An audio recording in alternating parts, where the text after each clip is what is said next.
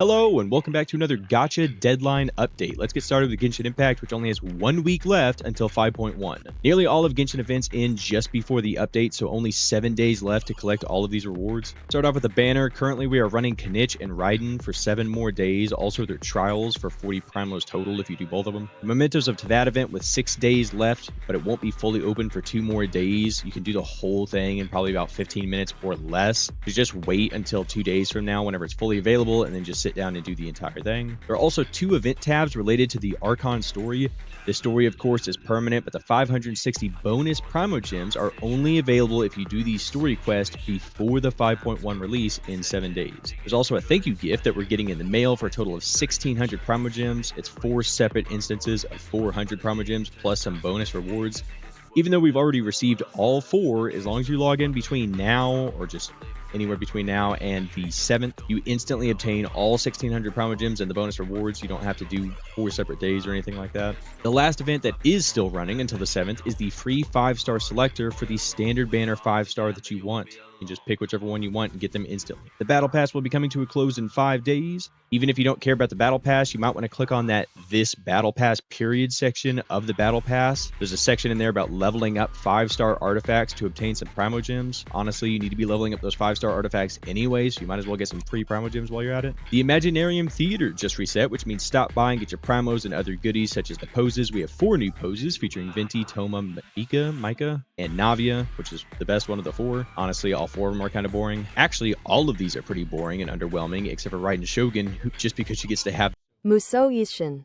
The theater has a full month before it resets again. This means that we only have 2 weeks left, though, before the Spiral Abyss resets because they alternate every 2 weeks. Also, Paimon's Bargains tab of the shop just reset. Be sure to stop by and spend your Stardust for 5 limited pulls and 5 standard pulls. The shop will be a full month before it resets again, so you got quite a bit of time. And that's all for Genshin Impact. Let's move on over to Zenless Zone Zero. Our Zenless banner is currently running Caesar King for 15 more days alongside her character trial for 20 Polychrome. Caesar just released alongside the main story chapter 4, taking place in a new area. Alongside Caesar is a major event containing over 1,300 Polychrome, a hamster cage, and a free A-tier character, Lucy. This event is open for 33 more days, which is plenty of time to do it, but it does require you to finish main story chapter 4, which will take several hours, so don't wait until the last minute. Next is a check-in event that rewards a free 10 pull so long as you log in a total of 7 different days within the next 33 days. You cannot log in on the last day and do it all. The next event is an ambush node for the Shiyu defense, an event node that will be running for 35 more days with a total of 600 Polychrome available for you to get. We also have some kind of Bangbu event that just released containing at least 300 Polychrome and a few Bangbu banner pulls. This event has 12 days remaining, but I don't know much about it. I also don't know much about this next part of the event tab, which seems more like a permanent gameplay feature, even though it's labeled as an event. I haven't tried it yet, but the description says you'll get more of the currency to spend every morning, which makes me think it's got to be here for a while. I can't find a time limit anywhere, but I'll have to just wait until a future update after I've tried it a little bit before I can make an actual statement on it. I should also note a double drop event for the combat simulation. Your first 5 cards or your first 100 battery charge spent will give double the reward every day for the next 3 days. The Zenless Battle Pass still has 33 days remaining on it. The critical node, which is just the Spiral Abyss of the Zenless, just reset today alongside the logistics shop, which can be found right outside of the Scott's Outpost tent. The critical node resets in 2 weeks. And the shop resets in 1 month since it stays open for 2 critical node cycles before it refreshes. The signal shop found in the store just refreshed, so grab your 5 limited and 5 standard banner pulls. We have a full month before its next reset. That's enough of Zenless, on to Wuthering Waves. Wuwa is currently running the brand new character Shorekeeper for 23 more days alongside her character trial for 20 Asterite. Shorekeeper released with the newest part of the Wuwa main story and 2 events that are locked behind that story. Both of these events are running for 43 more days, long time. A new door event just dropped with 23 days remaining, which is the exact same amount of time that's left on Shorekeeper's banner.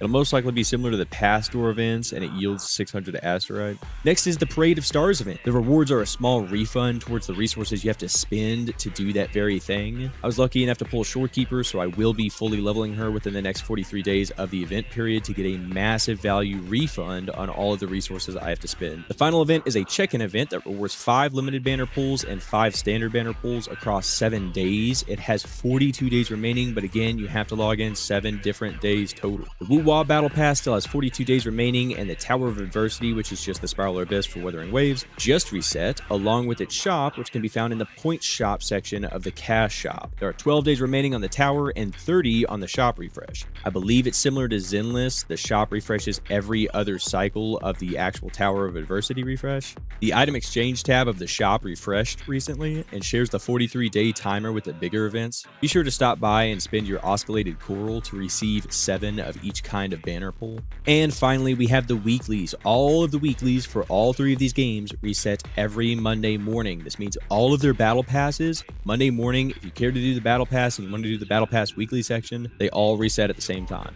Next is the bosses for all 3 games. Make sure you're doing your weekly bosses. And then specific to Zenless, taking your 2 pictures of your cats if you care for those little rewards, and then do your Hollow Zero because there's polychrome. In Wuthering Waves, we have the data bank resets every week. Your first 15 boss kills have increased drop chance for their echoes. And then finally in Genshin, we have the bounties and requests that reset every week. These aren't that important, but it's kind of nice to get those cool looking wings for your different characters. And that just about wraps it up. Thanks for listening this long.